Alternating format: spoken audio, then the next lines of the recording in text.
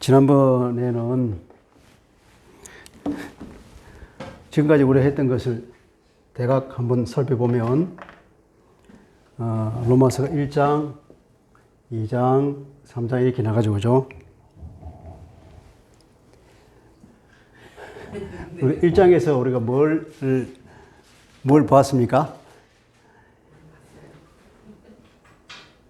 1장에서 우리가 복음이 뭐냐 해서 이제 아주 장시간에 걸쳐서 봤죠, 그죠? 이 복음은 우리가 단지 그냥 그 십자가 속죄의 복음을 넘어서서 하나님 나라의 복음으로 우리가 넓게 봐야 된다 그랬죠, 그죠? 쉽게 말해서 복음이란 무엇이냐? 이거 참 간단한 질문 같으면서도 이게 내용이 깊은 거란 말이죠. 그렇게 너무 쉽게 복음을 말할 수 있는 게 아니란 말이죠.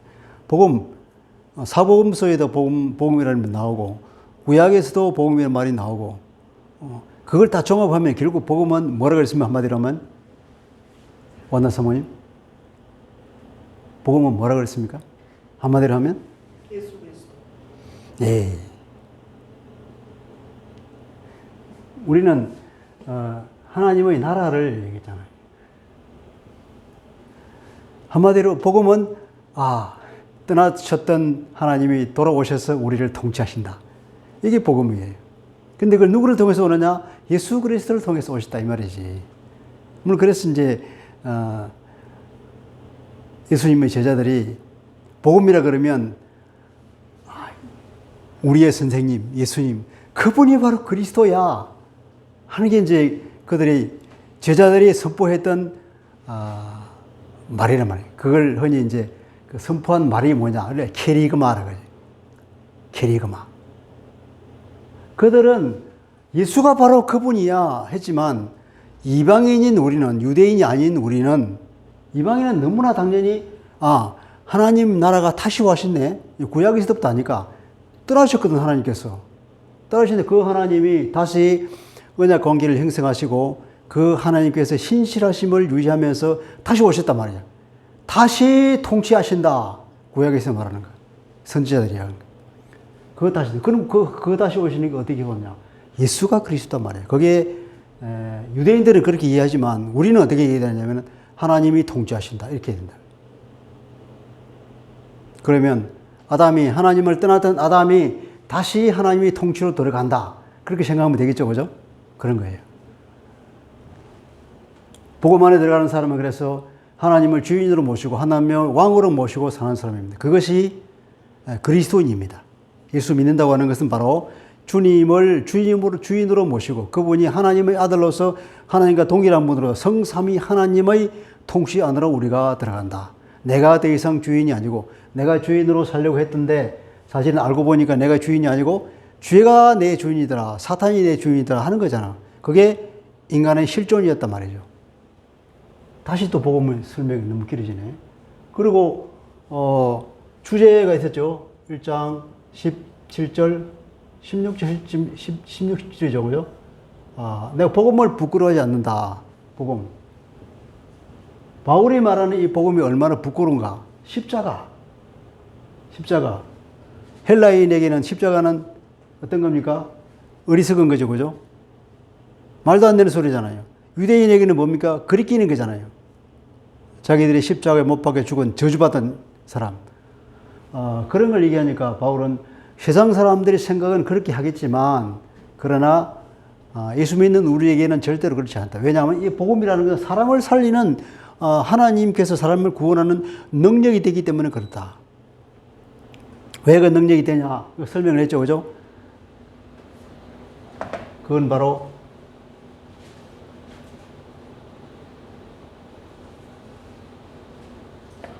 이 복음에 하나님의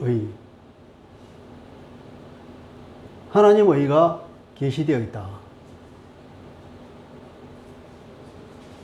이 하나님의 의라고 할 때 이 의는 뭐라고 그랬습니까?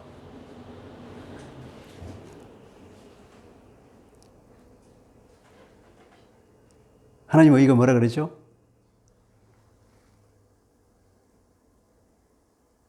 의로움. 의로움은 성경에서 이러면 이게 관계적인 거라고 그랬죠. 그죠? 관계적 개념이에요. 관계적 개념인데 이 관계라고 하는 것은 뭐냐면 하나님께서 인간과 관계를 맺었다. 하나님께서 인간과 관계를 맺었다 하는 것은 그 전능하신 하나님이 인간과 어떤 속박했던 스스로를 어떻게 창조주 하나님께서 인간과 속박이 되겠어요. 스스로를 속박하는 거죠. 이게 하나님께서 인간에게 약속을 준 거죠. 이게 언약 개념이라고 해요. 언약 개념. 언약 개념인데 그 옛날에 아브라함에게 하나님께서 약속을 주시면서 언약 체결하는 장면이 창세기 15장에 나온다고 그랬죠. 창세기 15장에 이 짐승을 이렇게 쪼개놓고 이제 소르기를 헛는데 아브라함이 이제 졸았어 깜빡.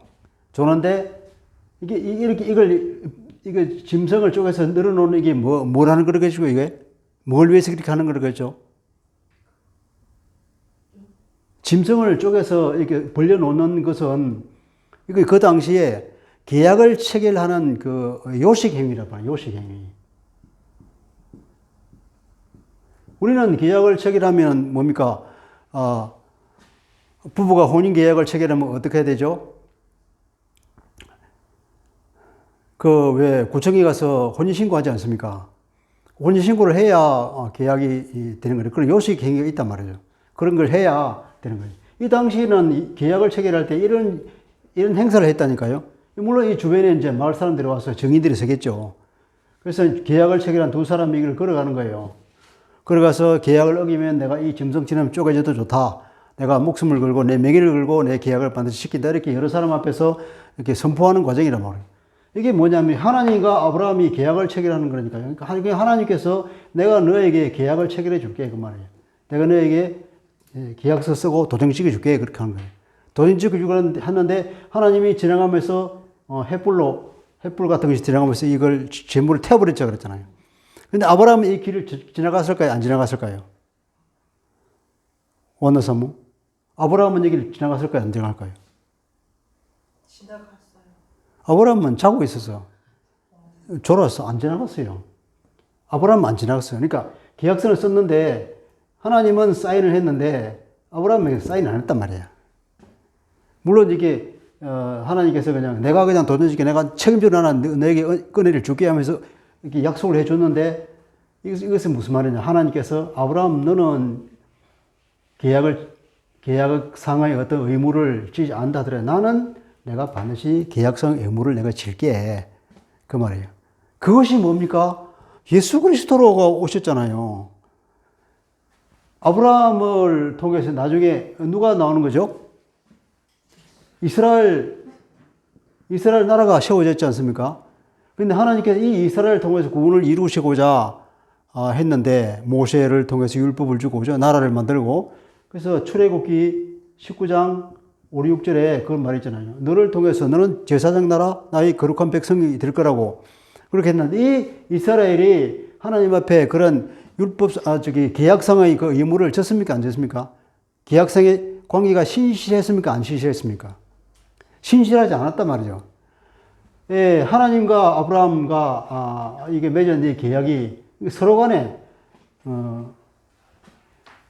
달리 어떤 계약이 아니라 인간 관계를 맺는 거냐. 너와 나간에 내가 너를 보호해주고 내가 너희 하나님이고 너는 내 백성이야. 그러면 백성은 왕에게 어떻게 해야 됩니까?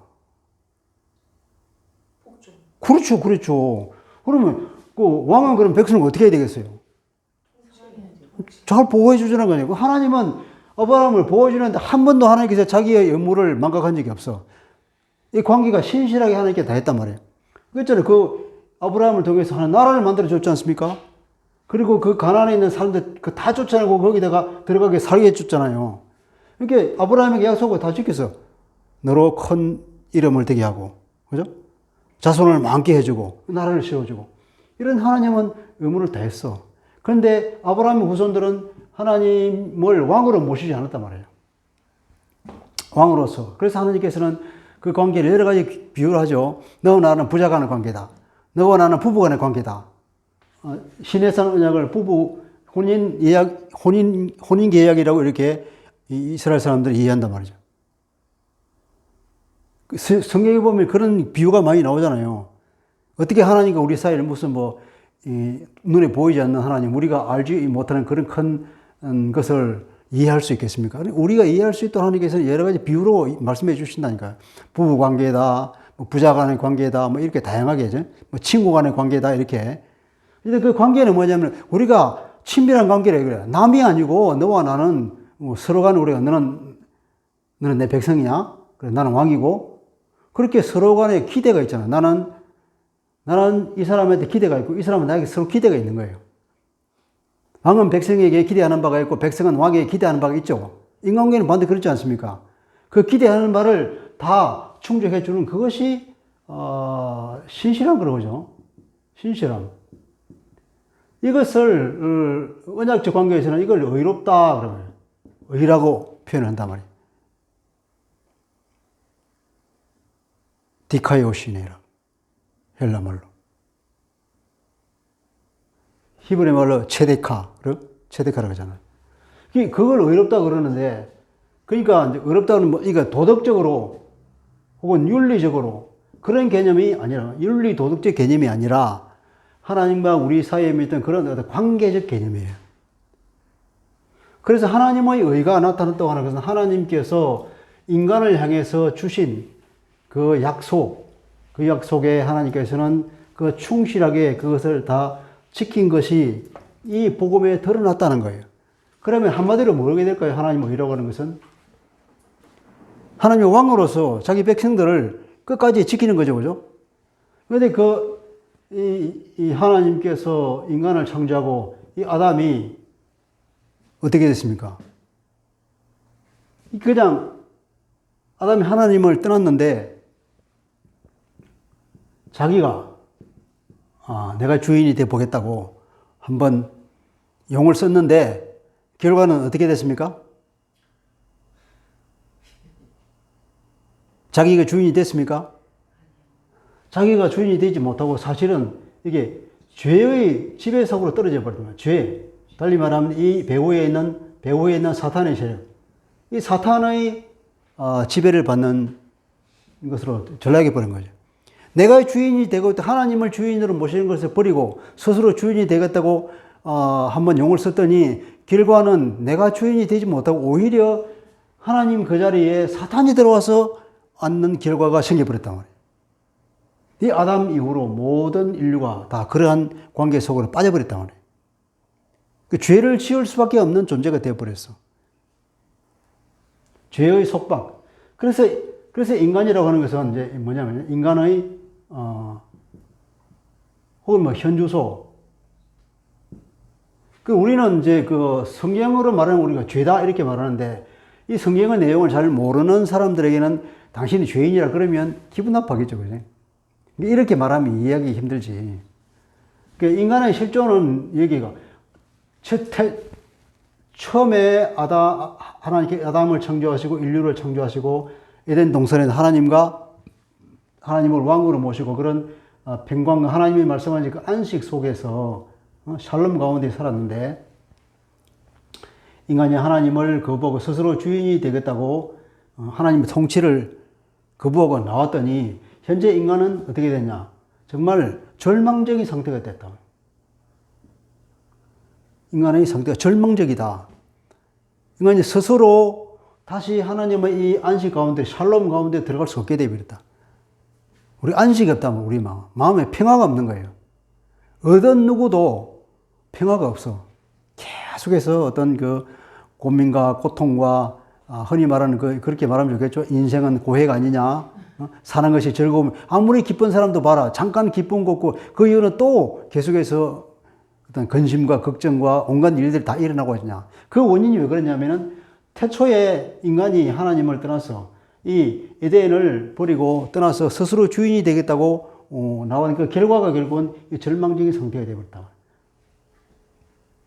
그래서 이 절망적인 상태에 다시금 이 안식 가운데로 에덴과 같은 하나님의 통치 속으로 들어가는 것이 우리가 구원이다. 그렇게 말하는 것이 전도하기에 더 좋을 것 같다.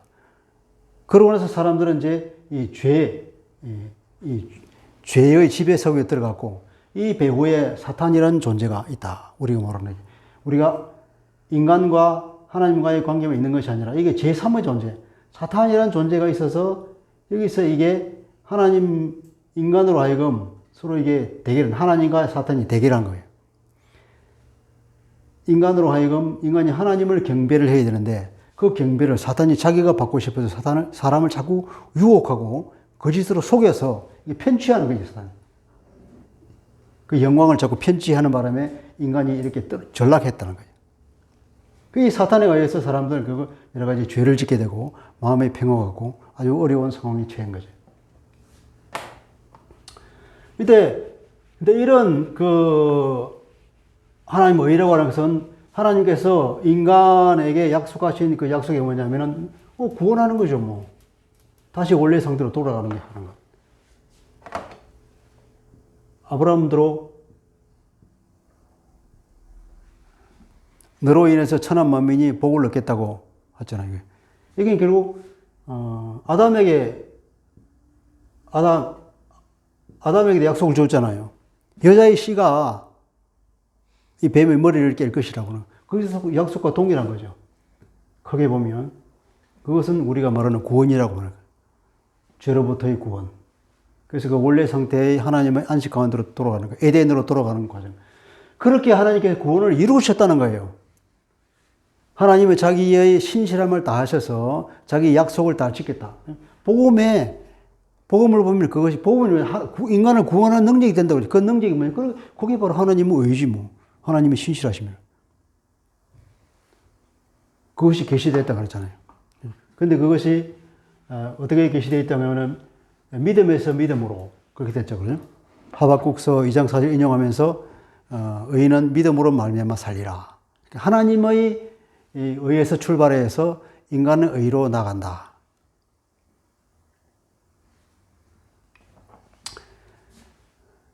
그 다음에 나오는 것이 이제 하나님의 진노. 하나님의 진노는 진리와 비진리. 진리와 비진리 사이의 대결인 거죠, 그죠? 진리이신 하나님께서 그 비진리를 자꾸 주장하는 그것을 끝까지 보고 있을 수가 없어서 언젠가는 심판하시는 것이 하나님의 그거다 말이에요. 진리이신 하나님께서 그 진리를 고수하기 위한 하나님의 방법이 뭐냐? 하나님의 진노. 하나님의 진노가 없으면 어떻게 진리의 하나님이라고 말할 수 있겠어요?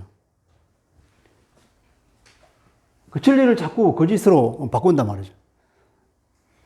그렇게 말하는 게 어디부터 시작됐습니까? 인간에게 죄가 있다는 게 1장 18절부터 시작됐죠. 그죠? 그러니까 이 주제가 로마서의 주제가 1장 16절 17절 내가 복음을 부끄러워하지 아니하노니 복음은 모든 믿는 자에게 구원해 주신 하나님의 능력이다. 또 복음에는 하나님의 의가 나타나서 믿음으로 믿음에 이르게 하나니 기록된 바 오직 의인은 믿음으로 말미암아 살리라 함과 같다. 그리고 그 다음부터는 이제 이것을 이제 논증하는 거죠. 논증할 때 어디서부터 시작하냐면은 이 비진리가 이 땅에 만연하고 있는데 하나님은 그 비진리에 대해서 반드시 심판할 것이다 하는 얘기죠. 그래서 하나님의 진노가 불의로 진리를 막는 사람들의 모든 경건하지 않음과 불의에 대하여 하늘로부터 나타난다. 심판이 있다는 거예요. 그런 말을 쭉 하면 어디까지 하느냐면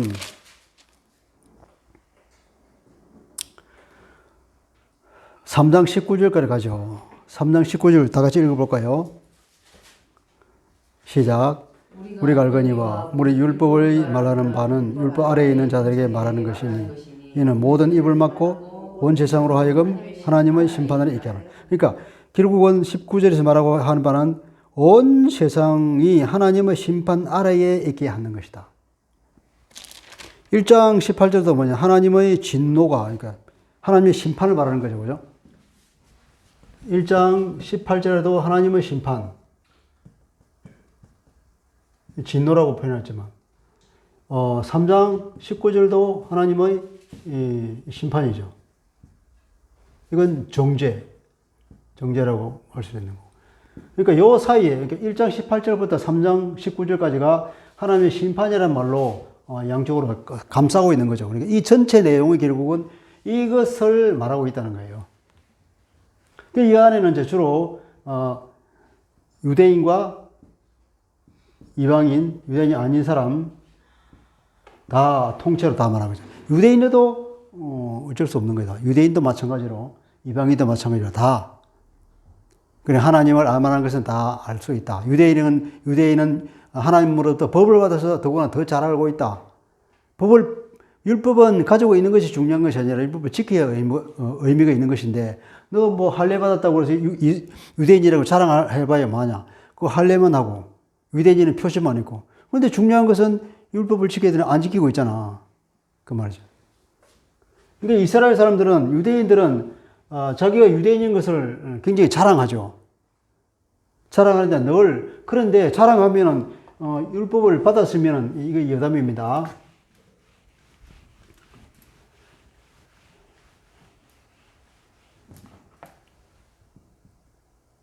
그 율법을 잘 지켜야 되거잖아. 하나님으로부터 율법을 받은 사람이 이제 유대인이고, 그러니까 하나님을 아는 거죠. 하나님 법을 받았어.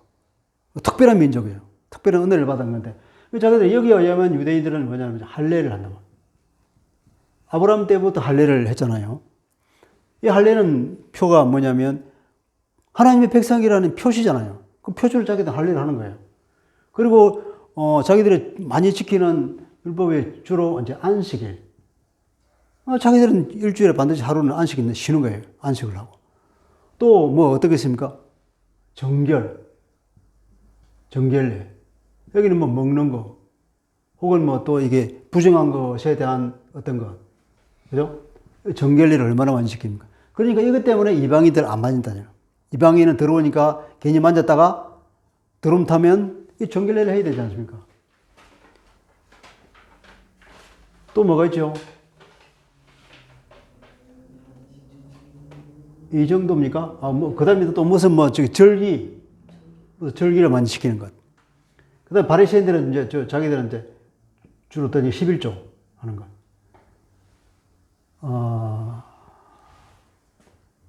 그러니까 이 율법에는 이것만 있는 게 아니죠. 율법에는 이것만 있는 거지. 율법에 더 중요한 게 있지 않습니까? 더 중요한 것은 인간으로서, 그러니까 하나님의 성품이 그 율법이 다 녹아 있는데, 하나님의 성품은 한마디로 말하면 공의롭고 자비로운 거잖아요. 이거는 사랑과 은혜죠. 사랑이나 은혜라고 표시할 수 있는 이런 공의롭고 자비로운 것이 하나님의 성품의 양대 기둥인데, 이것을 나타내고 있는 많은 법이 있지 않습니까? 이거 흔히 말하면 뭐 정의법, 이거 사회법이라고 할 수 있겠죠. 이런 것들에 관해서는 별로 관심이 없어. 관심이 없다고. 그러니까 이것들은 전부 다 밖으로 드러나는 거잖아요. 형식적인 거. 밖으로 드러나는 거. 정말로 중요한 율법의 그 정신이 녹아되어 있는 하나님의 공의와 사랑을 실천하는 그런 법들에 대해서는 관심이 없는 거예요. 사랑하라. 하나님을 사랑하고 이웃을 사랑하라. 그런 게 관심이 없는 거죠.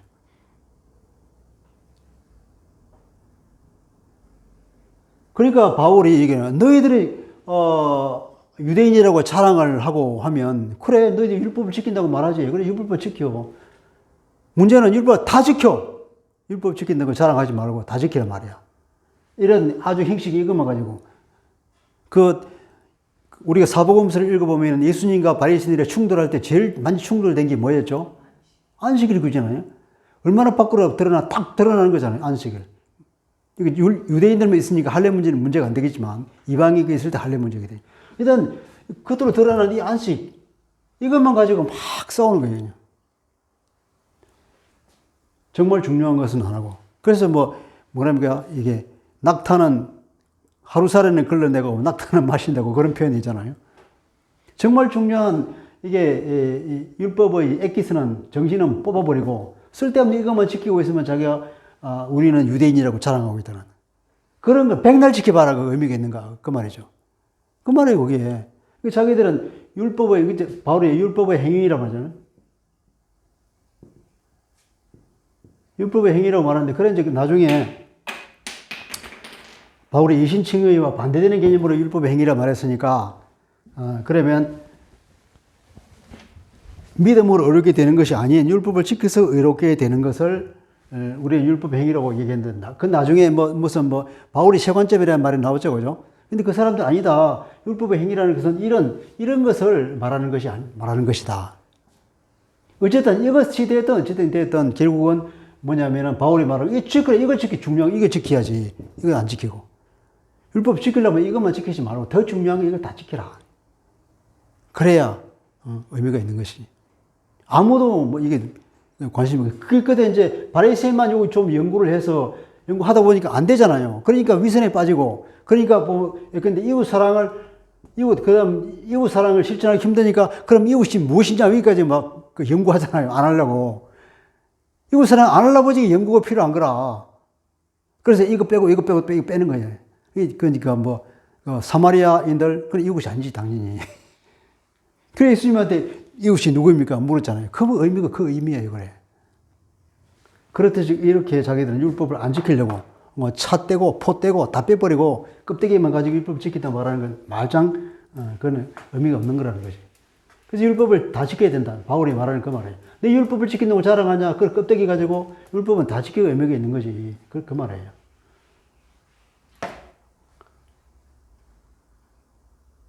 여담이었는데, 뭐 하다가 밖으로 나왔죠? 여담이라고 하시고 율법으로 들어가셨어요.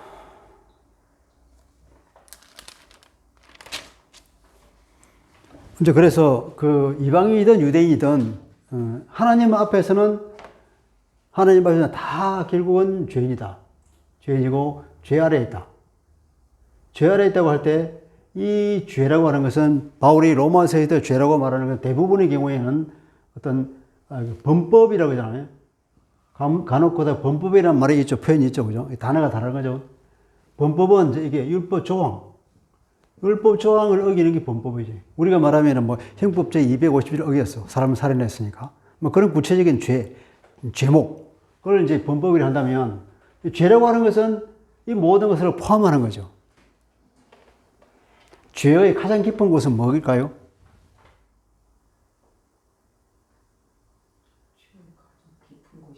네, 죄의 가장 깊은 곳.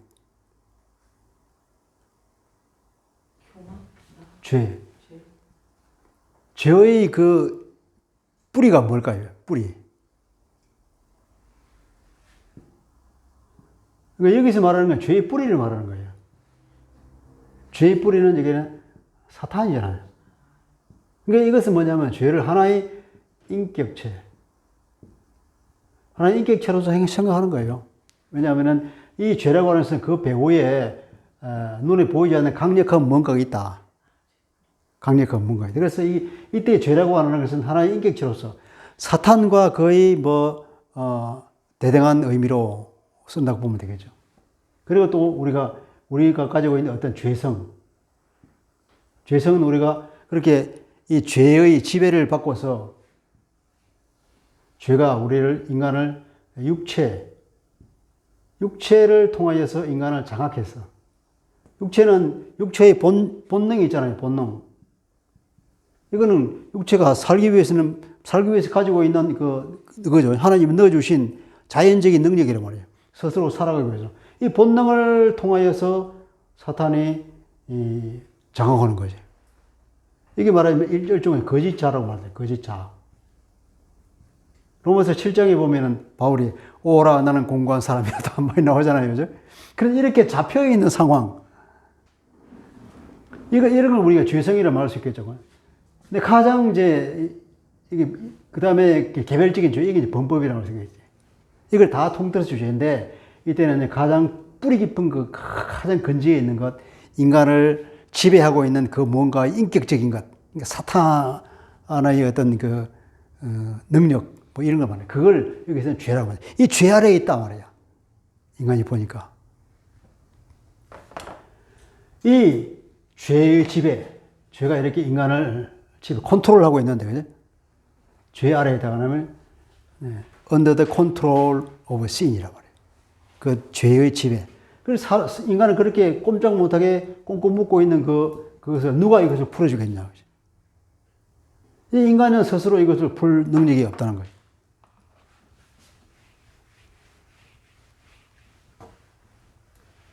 그래서 모든 그 유대인이든 뭐 인간은 다 마찬가지로 그런 죄의 지배 아래에 있어서 어쩔 수 없는 존재. 그래서 그 뭐냐면 인간은 절망적인 상태다.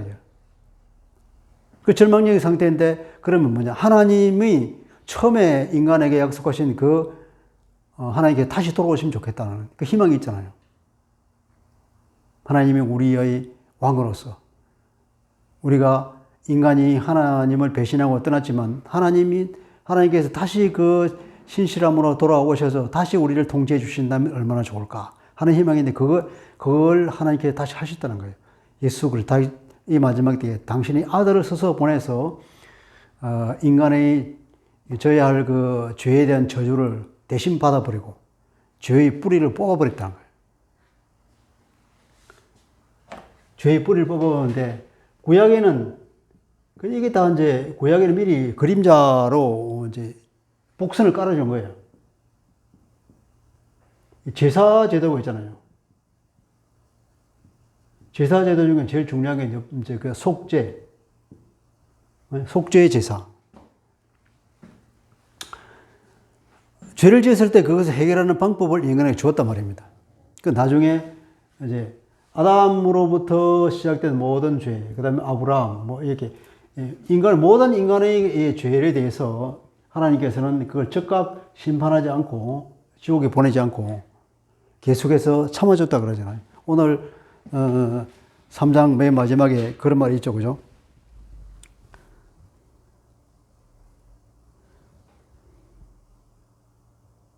(25절) 이 예수를 하나님의 그 피로써 믿음으로 말미암는 화목 제물로 세우셨으니 하나님께서 길이 참으시는 중에 전에 지은 죄를 간구하심으로 지금까지 인류가 지었던 모든 죄를 하나님께서는 자기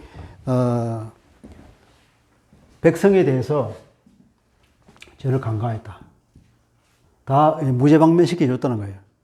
오래 참으시고 길이 참으시고 심판 안 하고 관과하심으로써 하나님께서는 자기의 약속을 지켜준 거죠. 구원해 주겠다는 그 약속. 계속해서 하나님께서는 불신실하고 그 죄에도 불구하고 하나님께서는 그 약속 때문에 인간을 심판하지 않고 견디왔다는 것입니다. 그게 뭐냐면 자기의 의로우심을 나타냈다. 그래서 우리가 참 이해하기 힘든 게 의로움이라고 하잖아요. 그 의로움이 뭘까? 하나님의 의로움이 뭘까? 그렇게 한다고 하나님의 의로움이 나타나냐고. 이게 우리가 이제 뭐 윤리, 도덕의 개념에서 의로움을 생각한다면 이해가 안 되는 말이죠. 근데 여기서는 아까 우리가 말한 관계적 개념으로 의로움을 생각한다면은 하나님께서 자기가 그 약속에 충실한 것, 신실하게 그 약속을 잘 지켰다는 의미로 본다 그러면 막 이해가 되죠. 그죠? 하나님께서 그렇게 자기의 약속을 충실하게 지켜온 거예요. 인간은 비록 그 약속을 안 지키고 하나님을 떠났지만 하나님은 절대로 자기의 약속을 아브라함은 그 언약 체결식에 통과하지 않았음에도 불구하고 하나님께서는 혼자 통과하시면서도 나는 지켜주겠다고 일방적으로 은혜를 주신 하나님. 그래서 우리는 얼마나 다행인지 모르지. 하나님 정말로 감사합니다. 이런 하나님이 있기 때문에 우리가 사는 것이고 구약의 제사전은 이렇게 이제 그러니까 속죄 그걸 계속해서 하는 방법을 주었는데 이것이 결국은 뭐냐면 이제 이게 예수 그리스도로 나타나는 거죠. 이 제물이 옛날 제사 제도에서는 죄를 속하기 위해서는 이게 제물을 지을 때 이렇게 안수하죠, 그죠? 짐승의 머리에다가 안수하잖아요. 안수해가지고 이제 이 나의 죄가 이쪽으로 전가시키는 거잖아요. 예수님이 제물이 됐다고 하는 것은 뭐냐면 모든 인간의 죄를 이렇게 혼자 다 받았다는 거죠. 다 받아 스스로 제물이 됐다고 하는 그 말이에요. 여기서는 이제 뭐라 그랬습니까? 화목 제물이라고 그랬죠. 그죠? 이 번역이 이제 화목 제물.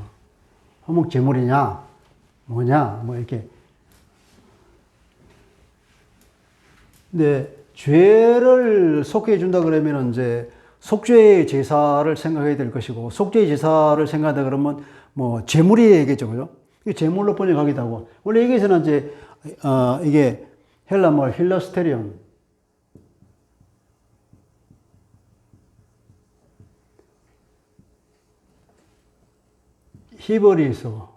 히브리서에서는 이걸, 속죄소라고 번역을 했죠. 그리고 70인역에서도 마찬가지로 이것을 속죄소로 번역을 한단 말이에요. 이렇게 번역했다고, 속죄소로. 속죄소가 뭔지 아십니까? 오나사모.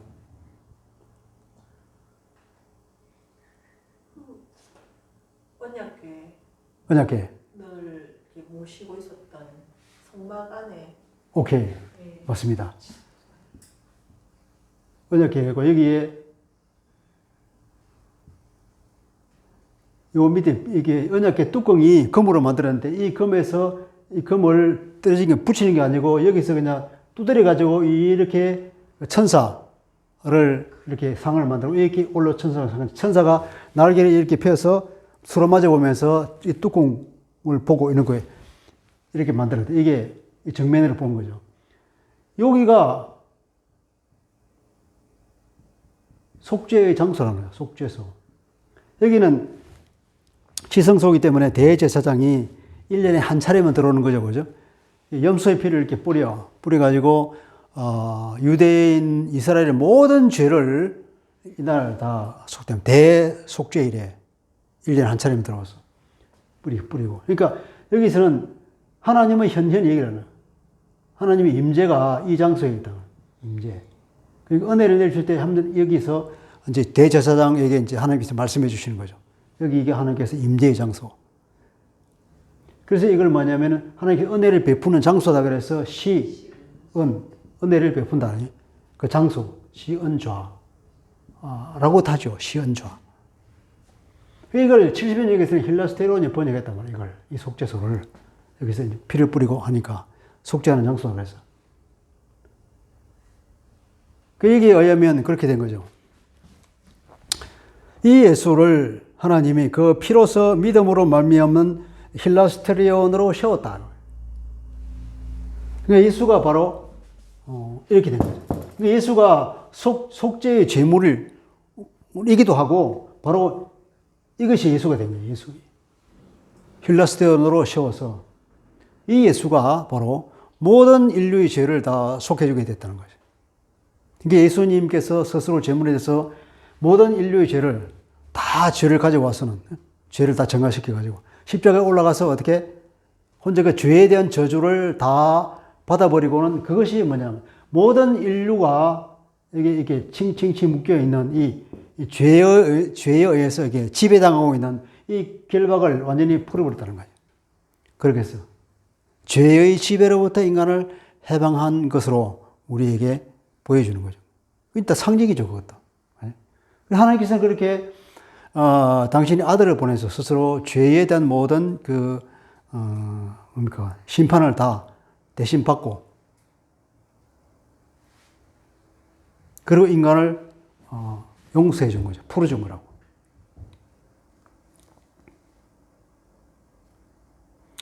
이때 자기의 의로우심을 나타내서 자기도 어렵고 또 예수 믿는 자를 어렵다 하려 하심이라. 여기서 또 이게 나오죠. 이제 20절에 보면은 그러므로 율법의 행위로 그 앞에 의롭다 하시면 얻을 육체가 없다. 율법으로는 죄를 깨달음이라. 죄를 깨닫는 기능은 있지만 죄를 짓지 않게 하는 능력, 죄의 지배로부터 벗어나게 하는 능력은 율법은 가지고 있지 않다. 원래부터. 그래서 이제 21절에 보면 이제는 이제 율법 말고 다른 하나님의 의가 나타나. 이것도 마찬가지입니다. 하나님의 그 의로움이죠. 의로움이 나타났는데 율법과 선지자에게 증거를 받은 것이다. 구약의 율법에 의해서, 구약의 하나님의 말씀에 의해서 보면 계속해서 하나님이 약속을 줬잖아요. 그 약속에 의해서 하나님의 의가 나타났다는 거죠. 그게 뭐냐면은 예수 그리스도를 믿음으로 말미암아 모든 믿는 자에게 미치는 하나님의 의다. 근데 여기서 보면 이제 예수 그리스도를 믿는 믿음. 지난번에 제가 한번 말씀드렸는데, 과거에는 대부분이 이제 이게 예수 그리스도를 믿는 믿음이라고 그랬는데, 시간이 어떻게 됐나요?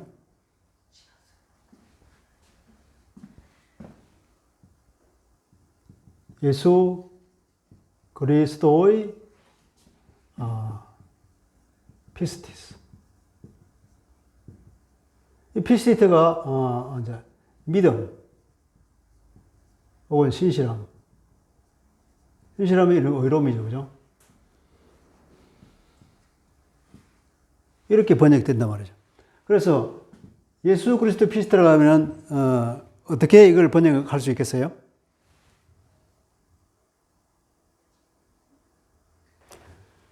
예수 그리스도가 신실한 것입니까? 아니면 우리가 예수 그리스도를 믿는 것입니까? 어떻게 하는 것이 더 자연스러울까요? 예수 그리스도를 믿는 믿음. 이건 우리의 되거든요. 우리의 예수 그리스도의 피스티스. 그럼 우리가 예수 그리스도를 믿는 믿음. 굉장히 좀 어색하지 않습니까? 지금까지 그렇게 번역을 했는데, 물론, 헬라는 이런 것이 굉장히 많더라고, 보니까. 처음에 나 성경을 읽을 때 이런 것이 너무 많아서 참 싫었어. 왜 이따위로 번역을 했을까? 근데 새 번역이 나오고 나서 좀 읽으니까 좀 나은데, 이제 신학을 하고 나서 헬라어를 조금 배우고, 원문을 보니까 진짜 원래 그렇더라고, 이게. 원래 이렇게, 이런 식의 표현이 많아. 그러니까 이게, 과연 이것이 어떻게 되냐. 예수 그리스도가 피스티스한 건지, 우리가 예수 그리스도를 믿는 그 믿음인지. 믿는 믿음이 신실해야 되지 않을까요? 그런데 이제 그 이후에 이제 사람들이 자꾸 이제 생각을 하면, 저렇게, 우리가 왜 저렇게 번역하냐. 예수 그리스도를 믿는 믿음이라 하냐. 예수 그리스도가 신실한 게 아니야. 예수 그리스도가 죽기까지 순종한 그것이 얼마나 하나님에 대해서 신실한 거냐. 하나님 아들로서. 예수님이 하나님에 대한 신실하심. 그렇죠. 우리가 예수님에 대한 그 신실함.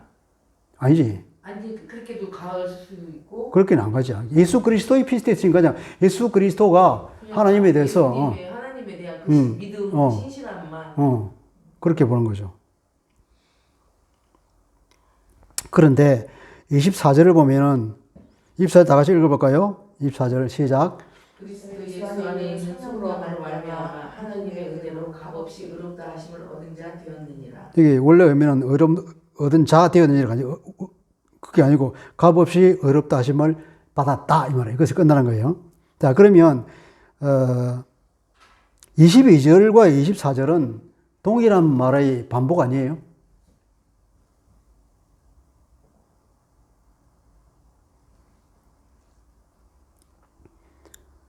예수 그리스도의 피스티스로 말미암아서 모든 믿는 자에게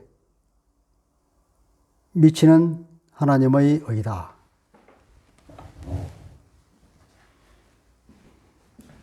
(22절과) 24절은 이게 서로 병행을 이루고 있는 것으로서 강조하기 위해서 이거는 반복한 거란 말이에요. 표현만 달리해서 반복한 건데 24절에 의하면 예수 그리스도가 속량이 나오죠. 속량은 무슨 여기 단어가 이 속량이라는 것은 시장 용어인데 노예 시장에서 노예를 내가 돈 주고 사오는 거예요. 그럼 노예 입장에서는 어떻게 됩니까? 우리는 A라고 하는 사람을 주인으로 모시고 있는데 B가 돈 주고 사면 이제 A가 주인이, 이제 B가 주인이 되는 거죠. 주인이 바뀌는 거예요. 사오는 거예요, 속량. 이 사람 더 악독하면 안 되겠지만, 이 사는 거면 예수님께 우리를 샀으니까 우리 해방시켜주는 거예요. 예수님 안에서. 그러니까 여기서 예수님이 속량한 거죠, 그죠?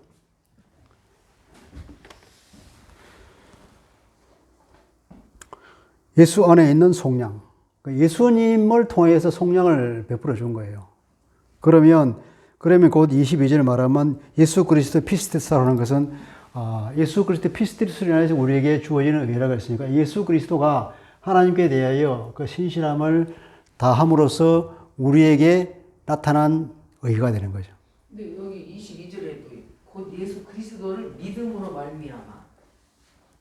그러니까 이게 곧 예수 그리스도 믿음을 말하면 이게 원문에 예수 그리스도의 피스티스라고 되어 있다니까요. 이건 번역이고, 이제 우리가 성경을 제대로 볼 때는, 영어 성경을 읽어보는 것이 제일 편해요. 영어 성경을. 영어 성경은 그나마 1대1로 번역이 되어 있으니까.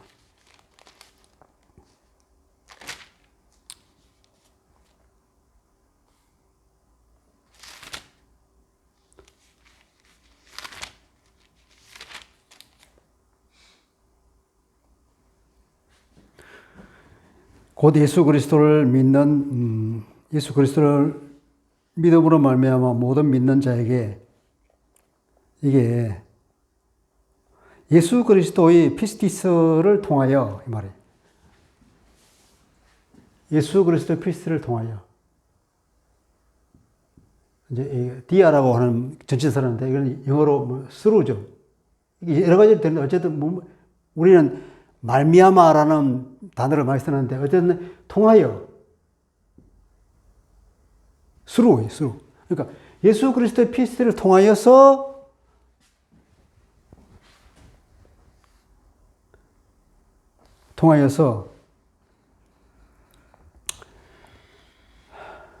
모든 믿는 자를 위한 예수 그리스도의 피스티스를 통하여. 그러니까 모든 예수 그리스도의 피스티스가 왜 생기냐면 이거는 목적이 있어요. 믿는 자를 위해서.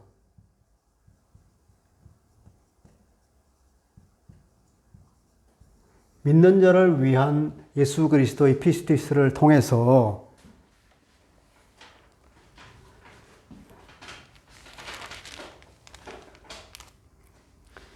이게 더 정확히 말하면 자, 21절은 어떻게 되냐면 이제는 율법 외에 하나님의 한 의가 나타났다 그랬잖아요. 이제는 율법 말고 다른 쪽을 통해서 하나님의 의가 나타났는데 그것이 율법과 선지자들에게 증거를 받은 것이라고 그랬죠. 그리고 22절에 보면 22절에 곧 예수 그리스도를 믿음으로 말미암아 모든 믿는 자에게 미치는 하나님의 의다 그랬죠. 그러니까 21절에서 말하는 그 하나님의 의를 22절에서 설명하는 거죠. 그죠? 이 21절에서 하나님의 의, 하나님의 디카이오 시네가 나타났는데 22절에는 그 디카이오 시네가 뭐냐 이 말이에요. 그 22절에 원문에 가면 디카이오 시네가 맨 먼저 나와요. 단어가. 디카이오 시네에 대해 즉 어떤 디카이오 시네냐 하면 예수 그리스도의 피스를 통하여서 온 의다 이 말이에요. 누구를 위한 거냐? 모든 믿는 자를 위해서 예수 그리스도의 피스를 통한 이게 이제 통해서 온 그런 말도 없어요. 예수 그리스도의 피스티스를 통한 의 이 말이에요. 그 의가 그런 의예요. 그런 의인데 이 의는 참으로 차별이 없다. 그러니까 유대인이나 이방인이나 차별이 없다. 어쨌든 22절에서 말하고 있는 하나님의 의라고 하는 게 어떤 의냐? 그 의는 어디서 만들어졌다고요? 누구를 통해서 예수 그리스도의 피스티스를 통해서 나타난 의예요. 그러니까 하나님께서 자기가 인류를 구원하겠다는 그 약속을 인간을 지켰는데 어떻게 해서 나타났다고 그랬죠?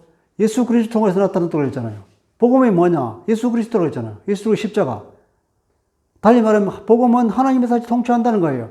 우리를 구원했다. 사단의 통치하에 들어있는 인간을 다시 뽑아서 하나님의 통치 안으로 다시금 구원해주는 그 하나님, 약속을 지키는 것이 하나님의 의인데 그 약속이 어디를 통해서 나타났다고요? 예수를 통해서 나타났잖아요. 여기서는 예수 그리스도 피스를 통해서 나타났다 이 말이에요. 예수 그리스도가 십자가를 지기까지 순종한 그 하나님에 대한 신실하심. 그것을 통하여서 하나님의 의가 우리에게 나타난 거라고 하죠. 그래서 지금 많은 학자들이 지금 이제 과거에는 거의 대부분이 다 우리가 예수를 믿는 그 믿음을 통하여서 우리가 의를 받았다. 의롭다고 하는 말 받았다. 말은 되죠. 근데 자연스럽지 않단 말이에요. 그 이후에 많은 학자들도 이제는 이제 거의 팽팽하게 서로 간에 많은 학자들이 이제는 후자적으로 과거에는 절대적으로 이쪽이 더 많았는데 지금은 이제 5대5 정도로 되어 있단 말이에요. 그러니까 우리가 이렇게, 우리는 대부분이 저도 생각하는데 이거는 24절과의 관계를 봐서라도 뭐냐면 예수 그리스도의 피스로 봐야 옳겠다. 예수 그리스도가 죽기까지 빌립보서 2장에다 보면 그 예수 그리스도의 창가가 나오잖아요. 그가 자기를 비웠어. 낮추어서 이 땅에 내려오시고 그리고 죽기까지 복종했으니 곧 십자가에 죽으심이라 나오죠. 그 십자가에서 죽는 그것이 예수님의 사역의 절정인데 그것이 뭐 하나님에 대한 신실함의 절정이지. 그것을 통하여서 하나님께서는 인간에게 구원을 주신 거잖아요.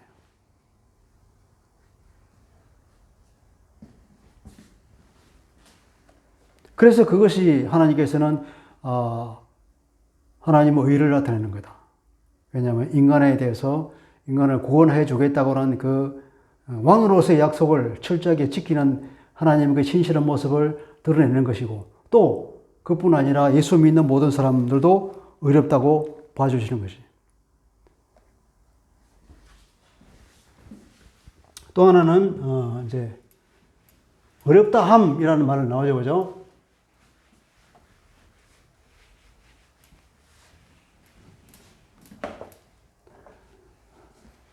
다시 또 제가 질문을 드릴게요. 예수 믿는 우리는 의로운 사람입니까? 아닙니까? 우리는 의롭게 되었습니까? 아직도 우리는 의롭지 않습니까? 의롭게 됐습니다. 왜 의롭게 됐죠? 예수 그리스도의 피스티스로 말미암아 그렇게 됐습니다. 우리 용서받은, 그건 용서받았다 그래요.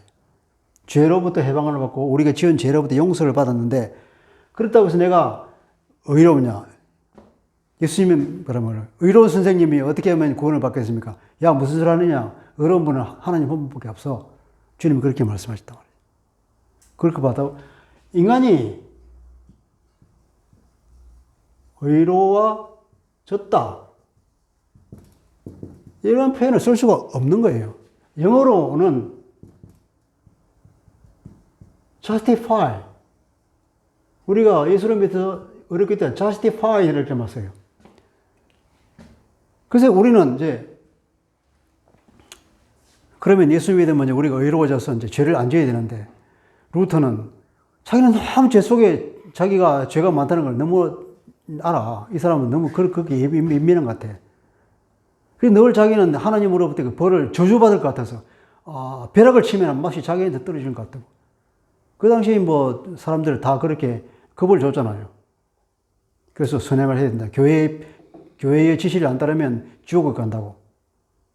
사람을 그렇게 자꾸 좌지우지 했는데 하나님의 예수를 믿어 의로워져야 된다고. 이걸 뭐는 justify라고. 이게 헬라 말로 헬라 말이 맞습니까? 디카이오오.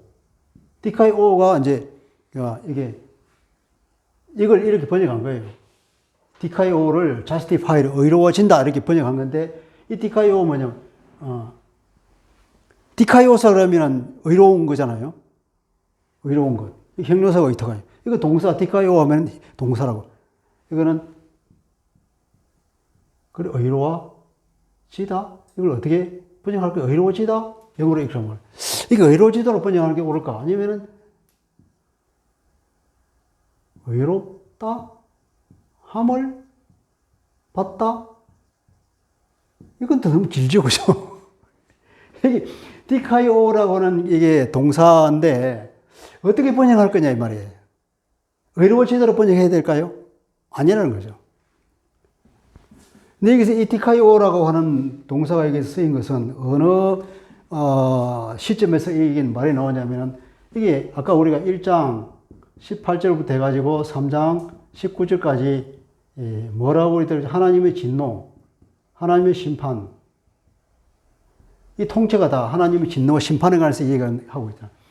이 와중에 나온 단어가 이게 드디어 디카이오라만의 단어가 썼단 말이에요. 하나님의 심판으로부터 아무도 벗어날 수가 없는데 드디어 하나님께서는 이 예수 믿는 사람을 통해서 디카이오라고 하는 거예요. 그렇게 해줬단 말이에요. 누구나가 심판을 받아 하나님의 심판의 법정 앞에서 하나님의 심판의 법정이면은 이 법정은 좀 특이한 법정이에요. 하나님의 제3자로서 재판장이 되는 것이 아니라 하나님은 당사자가 아니라 하나님과 인간 사이에서 인간이 심판을 받는 거잖아요. 너 하나님께 대해 진실하지 못했어. 너는 하나님으로부터 모든 은혜와 그 도움을 다 받았는데 넌 왜 하나님에 대해서 아무런 그걸 안 해서 하나님께서 이렇게 성품에 따라서 율법을 이렇게 지키라고 네 마음에 두고 양심도 주었는데 왜 하나님을 무시하고 네 마음대로 살고 죄를 짓고 그렇게 살아서 하나님에 대해서 완전히 신실하지 못했잖아. 그러니 어떻게 다 하나님의 진노와 받을 수밖에 없는 거예요. 이 두 당사자가 하나님과 인간이란 말이에요. 이 하나님의 법정이라는 것은. 근데 하나님이 재판장으로서 어떻게 보면 하나님의 피해자 아닙니까?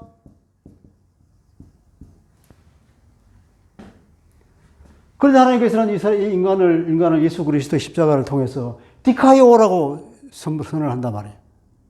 이 디카이오에서 오는 명사가 디카이오 시네. 이게 이제 의로움인 거죠. 의로움. 그 인간을 의롭다고. 그러면 뭡니까? 죄를 지었음에도 불구하고 죄 탕감해 줄게. 넌 의로워. 이렇게 해버리는 거예요. 그러면 뭡니까? 이걸 번역할 때 의롭다 함을 받다 이렇게 번역해야 맞지 않겠습니까? 이거는 심판장 앞에서 특이한 현장에서 있는 단어이기 때문에 이 디카이오는 의롭다 함을 받다 이 말이에요. 내가 의롭습니까? 천만에. 죄투성에도 불구하고 하나님께서는 하나님의 그 신실하심으로 다시 돌아와서 넌 죄 없어. 의롭다고 봐주마.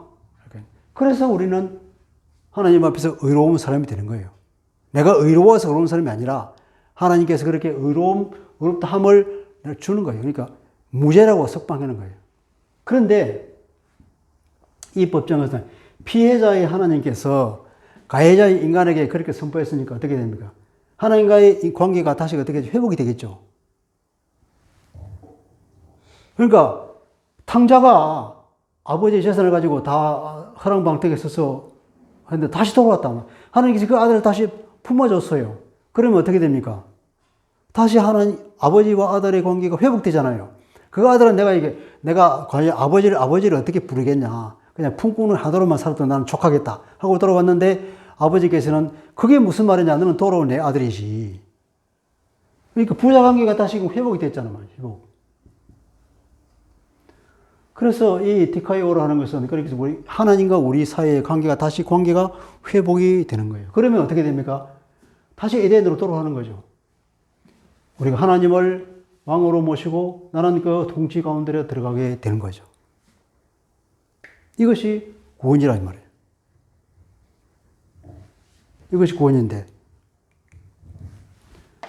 그러면 이렇게 구원받은 사람은 어떤 삶을 살까요?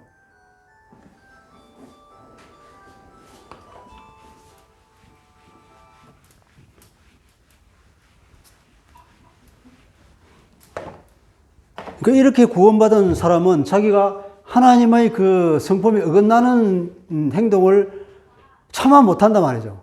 그렇지 않겠습니까? 그래서 이 하나님의 왕국에서 하나님의 백성으로 사는 인간은 그래서 우리가 구원을 다시 심판법정에 설 때 구원을 얻게 된다는 거죠.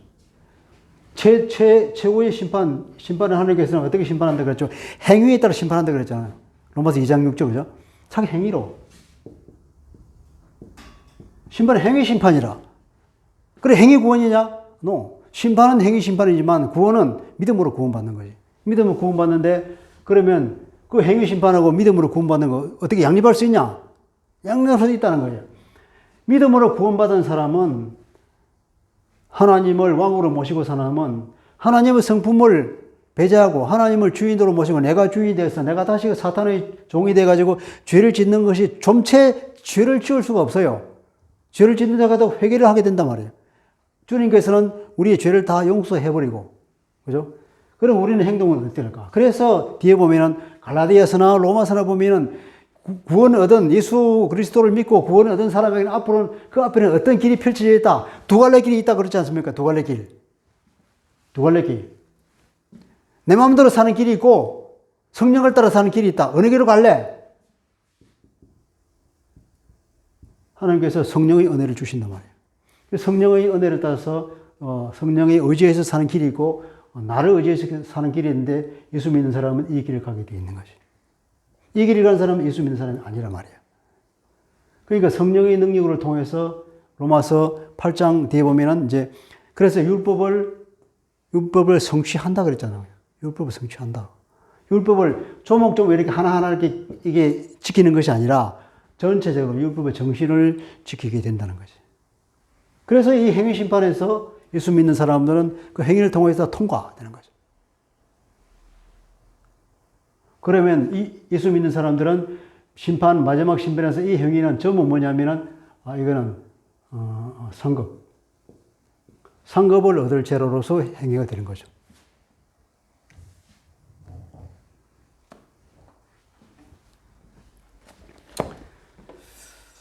이렇게 해서 3장을 마친 거로 하겠습니다.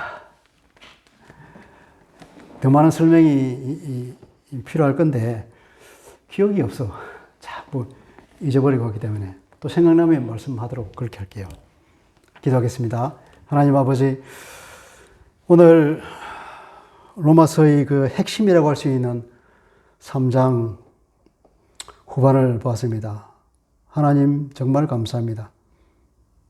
하나님은 정말로 신실하신 분이라 한 번 약속한 것을 아무리 그 상대방인 인간이 그 약속을 배반하고 하나님을 떠났다 할지라도 호세아서에 말하고 있는 것처럼 그 고멜이 계속해서 다른 남자의 바람이 나서 나감에도 불구하고 하나님께서는 여전히 그 이스라엘 백성이 신실한 것처럼 호세아에게 그 음란한 여자를 데려와서 다시 살아라고 하는 것처럼 주님께서 바로 우리가 이와 같이 하나님을 배신하고 떠나고 내 마음대로 살려고 했지만 하나님 끝까지 그 신실함을 잊지 않으시고 우리를 불쌍히 여기셔서 다시 오셔서 우리의 모든 죄를 스스로 당신의 아들을 통하여서 십자가에서 죽게 하고 우리를 구원하신 하나님의 그 긍휼과 그 은혜를 바라보게 됩니다. 주님, 이제는 정말로 우리가 더 이상 나 자신을 의지하여 살지 않고 오직 성령님에 의하여서 하나님의 통치 가운데서 말할 수 없는 하나님의 그 하나님이 주시는 그 샬롬과 그 안식 가운데 들어가기를 간절히 원합니다. 주님, 우리를 늘 도와주셔서 24시간 주님을 늘 생각하고 묵상하면서 우리가 한 발자국도 주님의 그 말씀과 하나님의 그 성부에서 벗어나지 않는 그런 삶을 살아갈 수 있도록 은혜를 베풀어 주옵소서. 감사하며 예수 그리스도 이름으로 기도합니다.